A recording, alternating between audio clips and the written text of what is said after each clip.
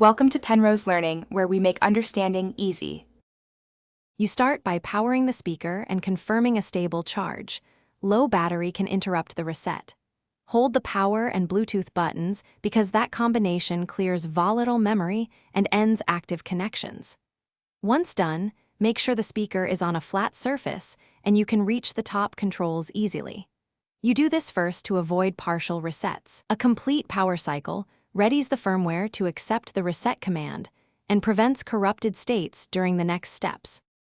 Now perform the factory reset. Press and hold the power and Bluetooth buttons together for roughly 10 seconds because sustained input triggers the device's reset routine. When the LED flashes or you hear a tone, you know the reset process initiated. This clears Bluetooth pairings and settings. After you release the buttons, wait for the speaker to reboot fully and stabilize. Rushing to pair devices may cause the first connection to fail. Make sure to re-enable Bluetooth on your source device afterward. Finish by repairing. Open your phone's Bluetooth settings, find Bose SoundLink Mini, and connect. This restores audio and default settings.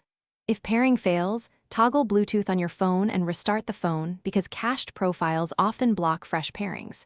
Make sure to check for firmware updates in the Bose app once paired, as updates fix connection bugs. One key troubleshooting tip: if the speaker remains unresponsive after a reset, repeat the reset sequence and try with a known working USB power source to rule. Thanks for watching. If this was helpful, leave a like and consider subscribing. See you next time.